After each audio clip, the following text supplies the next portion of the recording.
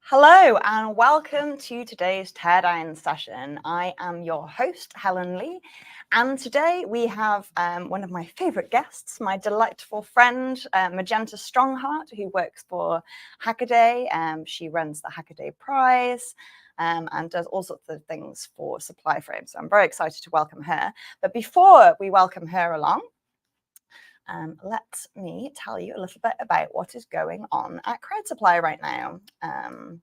Let's just get to the correct intro. Okay, so a couple of things we've got live at the moment that I just wanted to share with you. We've got a very exciting, if you're into RISC-V, you'll already know about this. This is a huge leap forward in RISC-V technology.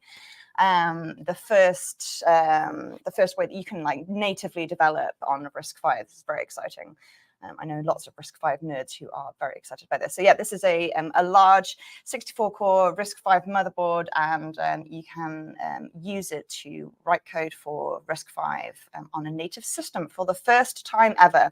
And yeah, we've nearly hit 200K for that, and there's 13 days left for you to get backing if that is of interest to you. Definitely check that out. We're very happy about that. Also live at the moment is Micro SDR, which is a tiny little M.2 SDR board. Lots of people in our community love an SDR, and this is a new addition to it. Again, already live. It's raised over, oh, there we are. It's just hit its goal. It's just hit its goal of 40K. So you can go and support it, safe in the knowledge that it will actually become a real thing in the very near future. So that's happening as well. Another SDR is happening as well. So those of you who've been around for some time at Crowd Supply, you'll recognize the name Lime. It's one of our largest campaigns, and this is their latest offering, the Lime SDR STRX, which is a embeddable high-performance SDR in this mini PCIe form factor, and lots of Lime fans here. Now, I know that the previous edition of Lime, the small Lime that came out, there were some problems with that one to do with the chip crisis, but this is their new and improved, and actually the silicon is available for this one, so it will be going all full steam ahead once the campaign is over in 32 days. So if that is your bag, I would definitely check that out, support them while they're happening. And then finally, I wanted to show another board by Leon and Navi, who is a delightful human being, normally comes along, says hi on this stream. He's done lots and lots of really awesome open source software and hardware, and also he's a big KiCad proponent as well. So big shout out to Leon and Navi, and this is his latest campaign. They are, just a macro pad and a macro pad with arrows. We all know what mechanical keyboards do, and I imagine most of you know what a macro pad is. Well, here's another one. You can get it fully open source, designed in KiCad, all the files available, so you can mess around with it to your heart's content. And also, you'll know that you'll be supporting a awesome open source hardware creator. Sorry, just getting a message there from our guest who's very slightly late. So, okay, I also wanted to tell you about some of the awesome events that we have coming up. So I am going in August, I'll be mostly in Europe. I'll be going to the Chaos Computing Club's camp for 2023. Now, for those of you that don't know what that is, it's basically CCC is like the DEF CON of Europe. It's my favorite hacker event in the whole world, and camp is their summer holiday event, and it happens once every 4 years, and it's this year. So there's a bunch of us going over from the West Coast, all the tour camp people, a bunch of Milliways people, to join in with the Euro hackers and have a giant big festival party with 4,000 of us in a field. Anyway, if any of you are coming to that, I will be hosting a hardware happy hour during the event at the Hardware Hacking Village, as well as doing a couple of workshops. But if you are in Berlin, I am hosting a pre-CCC camp meetup at the delightful Exheim hacker and makerspace, which could do with your support as well. So come along if you are local to that. The details are up on Meetup. That's on August 11th. Details there in English and German and Deutsch.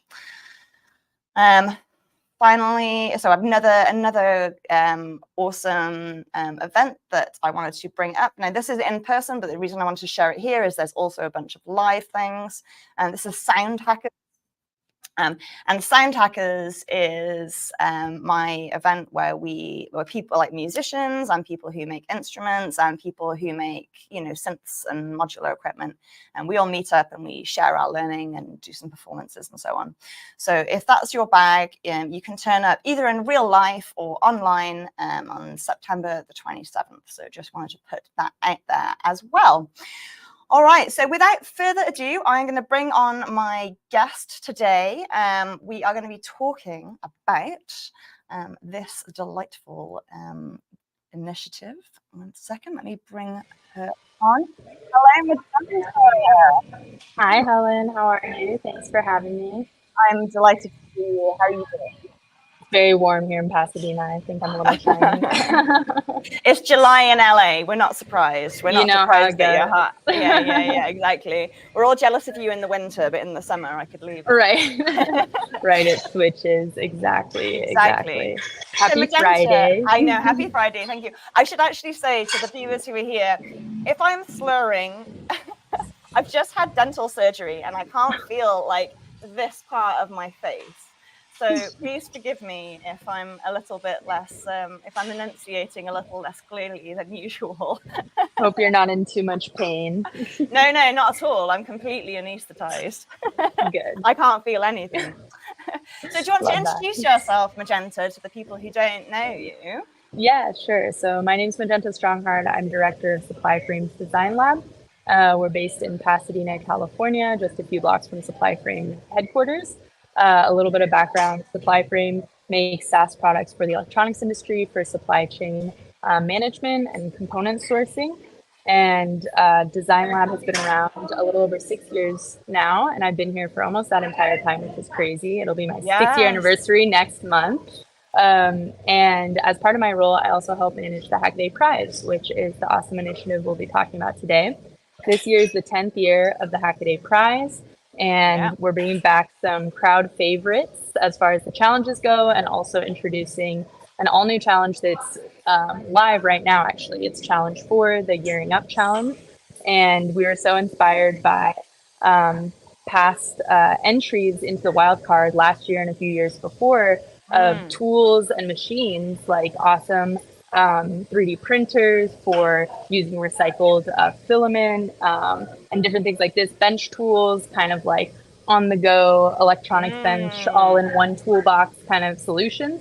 So we were like, we should make a whole challenge around this. So I'm really excited to see a challenge that's about to wrap up, and then we'll have the grand finale wildcard challenge that we always have at the end. It's sort of our catch-all. So if people haven't heard of the prize, but they're working on the project, now is an awesome time to be aware of it, because you can literally enter anything into the wildcard challenge, which is up next.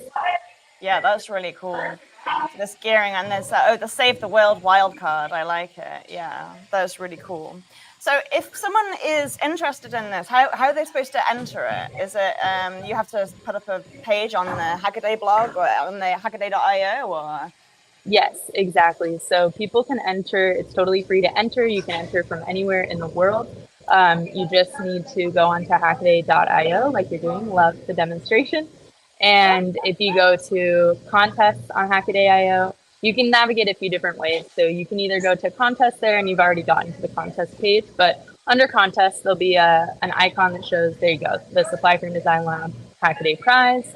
And then you click that and you can enter through there, or you can create a project first, or maybe you already are a big fan of Hackaday.io, you've already been a long-time member and you have a project you want to enter.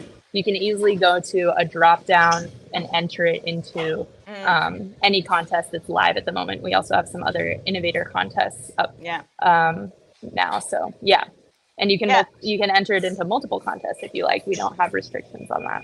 That's really cool. Yeah, I will say that actually we tell people to go. So we tell our creators to go and make a Hackaday.io build log, just as a matter of course when we're onboarding them, because actually it's a really no, it's true. Like we've started doing it this year because it's actually a really it's a really great way of getting creators to start documenting. Like clear documentation. Exactly. Documentation. And also the audience on Hackaday.io is actually pretty friendly and useful.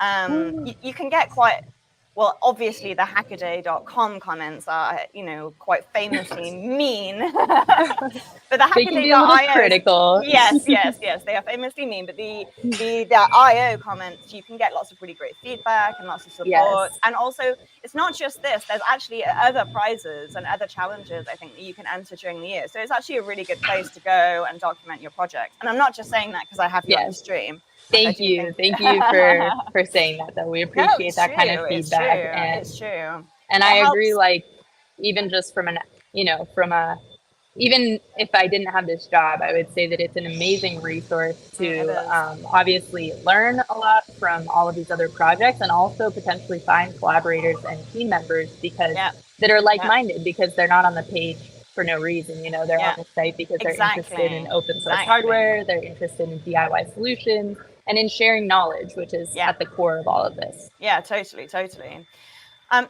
you've got your project in mind, you've gone over to Hackaday.io, you've set up your build log, you submit it.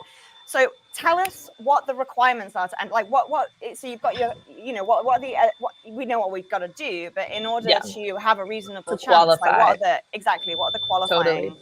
Yes, that's super important, and everyone should definitely pay close attention to the official rules document, which you can find either here, it's linked there under the title there, next to main website official rules, or also on the main website we have the document.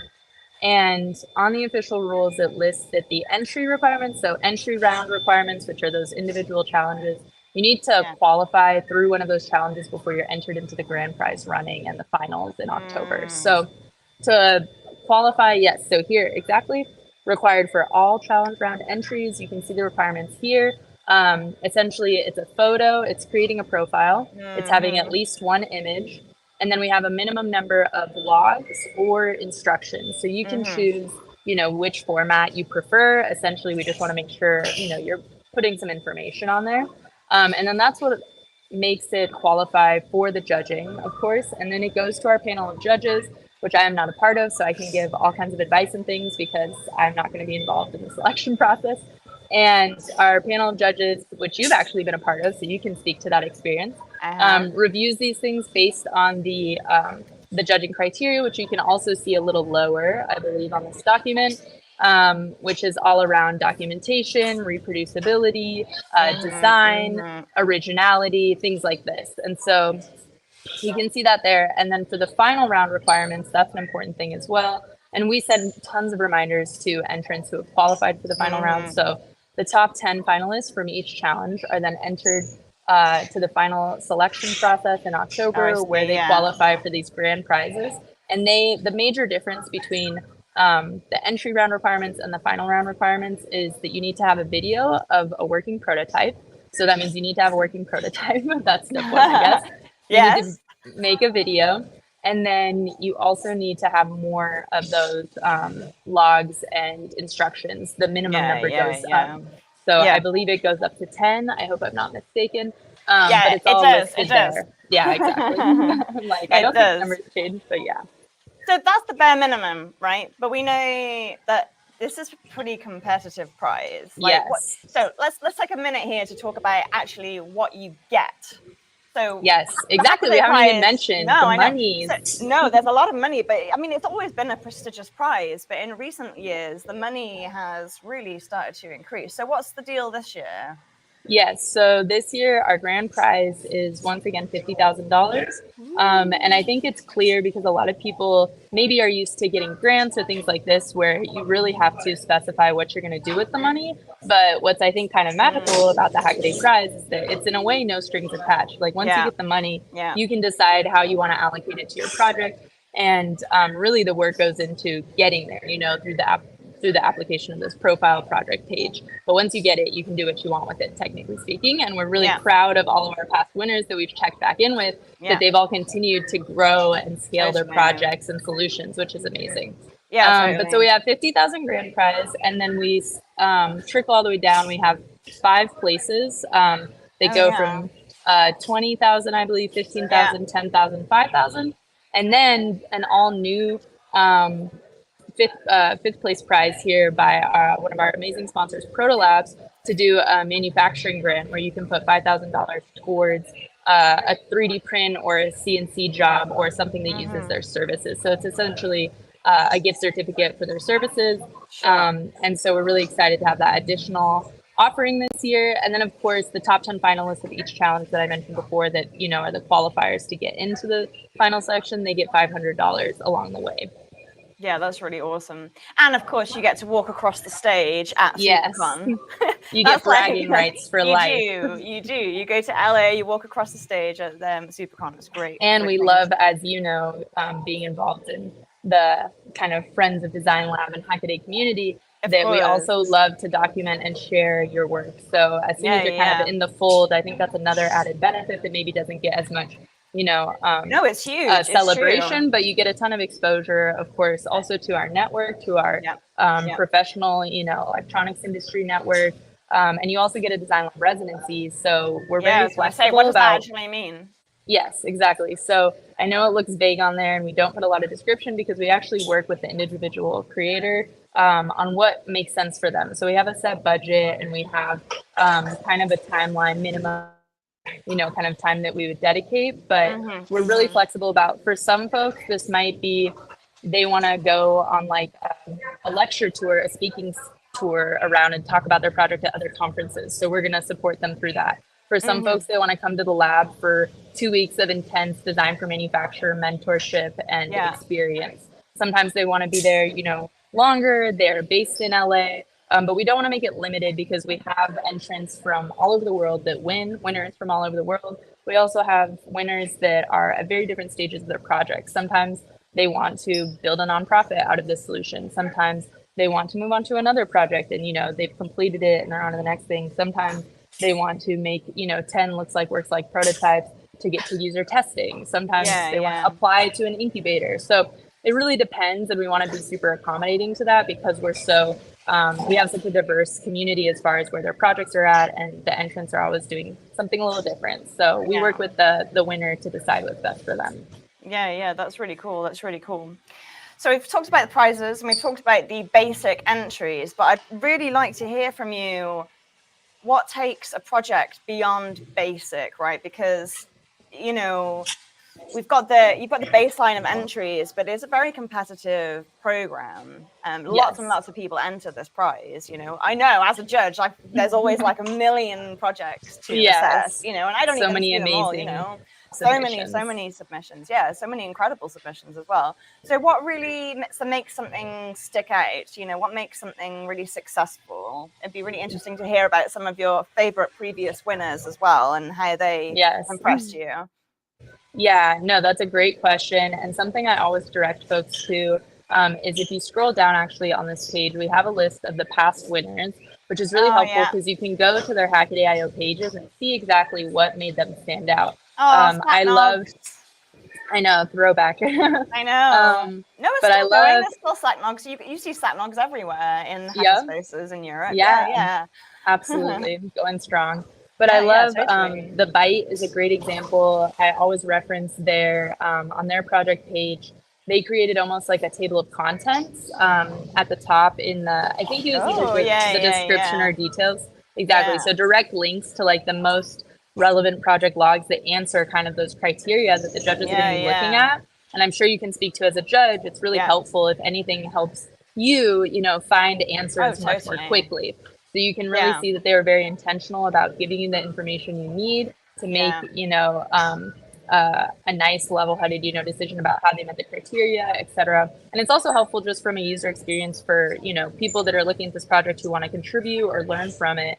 They have this kind of great directory at the top. So that's one thing I always mention.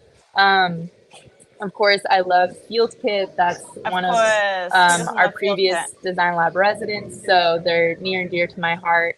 And their team is just awesome. And of course, their mission, yes, they are LA based. I think they might be one of our, I'm trying to think, they might be one of our only LA based winners, actually. So that was exciting. and they're still going very strong. They just had, I think they just released their Yeah, they're doing water some great kit. things. Yes. Yeah, they just Yeah, released their yeah. water station, They which we got a, actually, they oh, got a go ahead. bit. I mean, they had a lot of trouble during the supply chain crisis, but Yes. they recovered. They made it through by the skin of their teeth, and they're like Yeah. coming back Back in strong. action. Yeah, yeah. I'm really excited to see what they're up to next. You know, I Yeah, wish them all the best. You know, they're great. They're a definitely. really nice We're team. excited to update one of our exhibits. We have a design lab. Used to be, some of their old units, and we recently updated to include the water station. So if you're able to make it to SuperCon in November, you Yeah, should definitely, which you you'll be able to definitely should see do. their work, up in our windows. Or if you're just passing through Pasadena sometime, you can pass by and see it there as well. Yeah. So those are definitely some of my favorites. Obviously, I guess something we also haven't explicitly mentioned, but people have probably figured it out by now, is that, of course, the prize is all about social impact. Like the themes of each challenge have to do with helping one another, helping the world.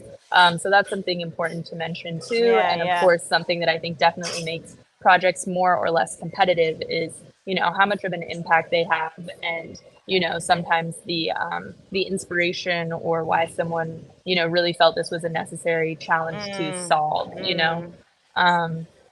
And I think also, of course, how open it is. So Of course, people always ask, ask for your relationship with open sources, like what your official position is. I think that's very interesting. exactly. Yeah. So people always ask, how open does it need to be? And we don't have any strict, hard and fast rules about, Creative Commons license or filed under anything specific or anything like that. We do leave it a little bit open ended because we do want to try to gather as many entrants as possible and really build the community around it. But I will say, of course, that it's kind of relative. Like if one project is sharing every single build file, every step of the process, every iteration, then your project, and one of the criteria is how open and how reproducible is the project, then yours might not be as competitive if you're not sharing, as much detail. So again, it's if you smart to shared check your out the PDF. competition.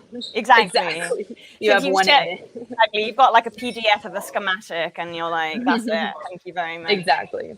Yeah. Yeah. I mean, and there's actually, so many different ways that you can open source your projects these days. There's so many different licenses with many different, there's commercial, non-commercial, permissive, non-permissive. I'm a real big fan of the CERN open hardware license, actually. I'm seeing that used more and more these days.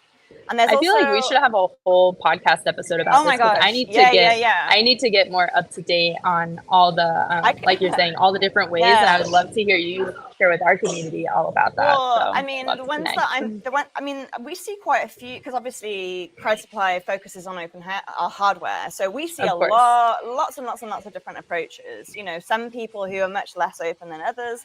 I'd say the gold standard is the Open Source Hardware Association certification, or the CERN Open Hardware License. But I'm also seeing, particularly from more software-focused people, I'm seeing SolderPad, which isn't actually a license on its own. It's an addition to the Apache. So it's like you add it on. Interesting. Yeah. Which is, you see that occasionally. That generally comes from more like, more corporate, more software-y type people, but it does exist. Got it. Yeah, okay. But the CERN one, and it really does vary between software and hardware, of course. It does. Kind of different standards. Yeah, but no, I would love to learn more. I think you're definitely more well-versed in that arena, but interestingly, I need to catch up. It's interestingly, because like people always, the one that everybody's always a bit nervous about is sharing their design files. So to be certified on the Open Source Hardware Association, you have to share your design files. But the Open Hardware License from CERN does not require that. They decide, which is interesting. So there are differences between the different open hardware licenses and nuances, but whatever. Of course, the idea is that you are, in the spirit of openness, making it, making other people able to learn and build on your work. And the more that they are, the better that you're doing that, the more the happier the happier the Hackaday Prize will be. Yes, and it's like in the spirit, of course, of like helping one another. If you really believe that you're project solves, a challenge for others and you want it to reach as many people as it can to help them, then open source is kind of the most scalable way to do that, in some realms. So that's really, I think, what it comes down to. But it's not just about the schematics and the design, right? It's about the documentation that makes it truly accessible. You can have your program files, but if people need to fill in the blanks on how to actually put it together, it's not very helpful. Yeah. So I'd say best practice also involves really great documentation as well. So Definitely. Very cool. Yeah. So we've gone through the challenges that are left. You've got the wild card, and we're currently on the gear, which the gear one's pretty interesting to me. I'm really excited to see what comes out of that. I'm a bit of a tools nerd. Have you seen anything interesting so far? And something I was going to mention too is that I love when people that build stuff make tools because they are their target audience, they want to make a customized, foldable benchtop thing that explodes into their dream travel bench. And they're going to create the best solution because they're kind of designing for themselves, which I think is always awesome. Exactly. I've been excited by, I'm forgetting the specific names of some of these projects, but we've definitely seen some open source pick and place machines, CNC machines, and 3D printers. Is that the Lumen PNP? Yes, so we have that one. And we also have seen, I'm trying to remember, the 3D printer is something that I like is that they're looking at different ways to integrate like recycled filament or different materials. Nice. Interesting. Yeah, this is also a great point that you can look at the entrance and check out your competition. Which is huge. So you could just press the submissions and check exactly. Ooh, and then if you go to one of the projects, then you can also click on the tag for the specific challenge. And that will take you to the pool of that specific challenge. So if you go down a little bit on the left, you'll see, a little bit lower. Oh, no, you were right. Sorry. On the project page. Oh, on this. Okay.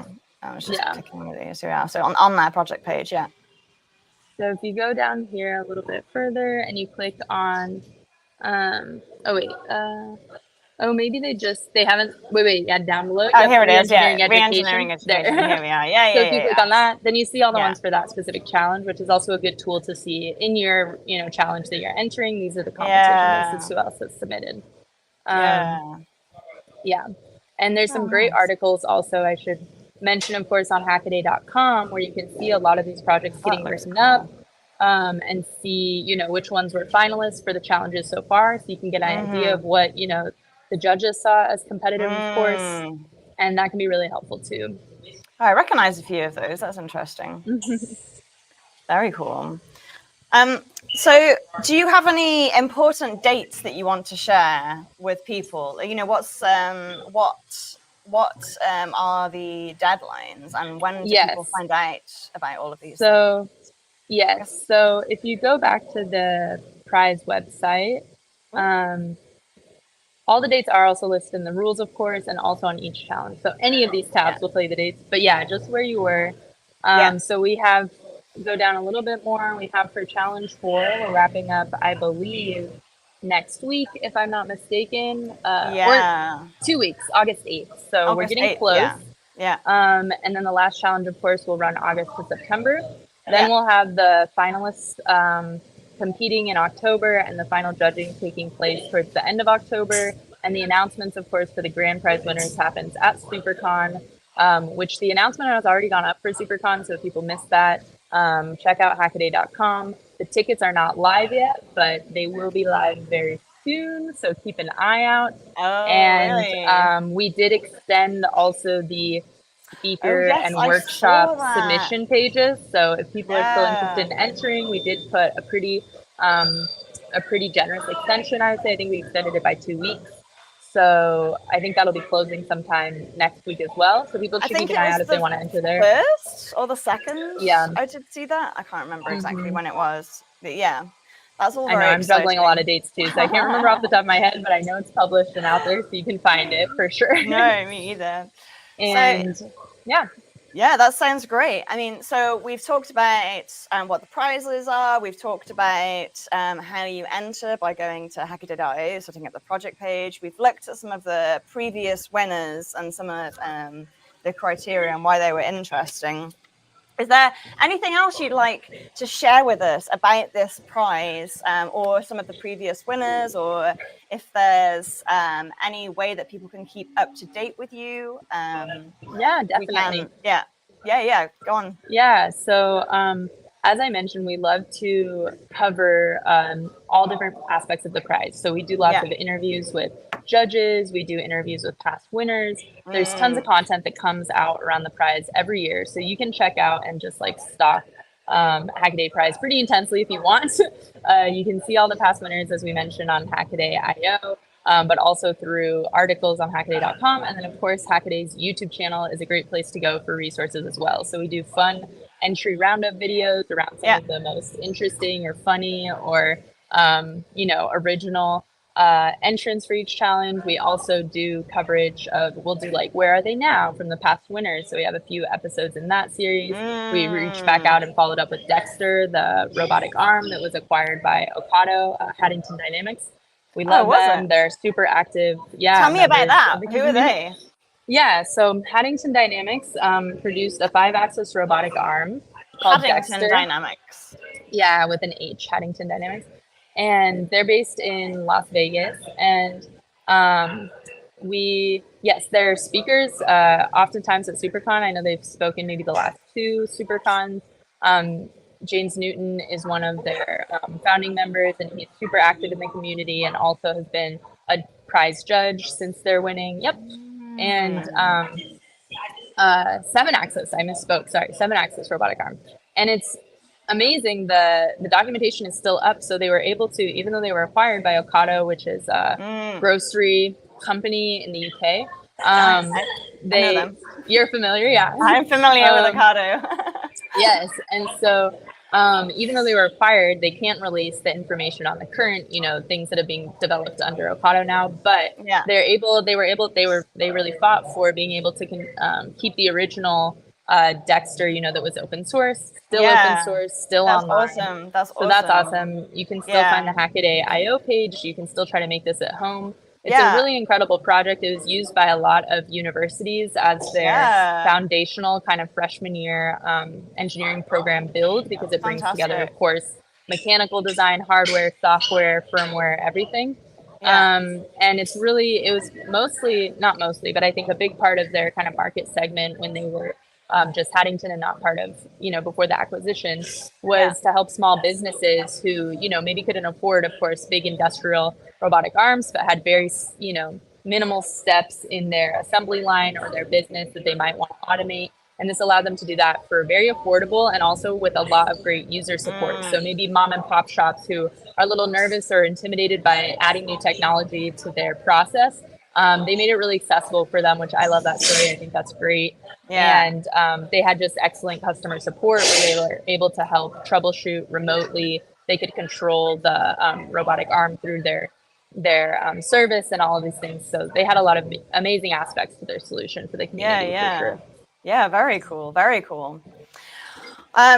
All right. Unless there's anything else you'd like to do, I think that's everything. Follow us on social media. Exactly. Hackaday on Instagram, Hackaday on Twitter, on YouTube, all of that good stuff. And if you ever have any specific questions, you can talk directly to our team, either by commenting, of course, on any of the articles or pages on Hackaday.io, but also by emailing prize@hackaday.com. That goes directly to some of our team members. It might be me answering, it might be Elliot, it might be some of the other folks, but we always get back to you, and we're happy to provide, I didn't see this in the rules, and then we'll show you exactly where it is and give really specific answers. If you're a little lost in the information, we are always happy to help.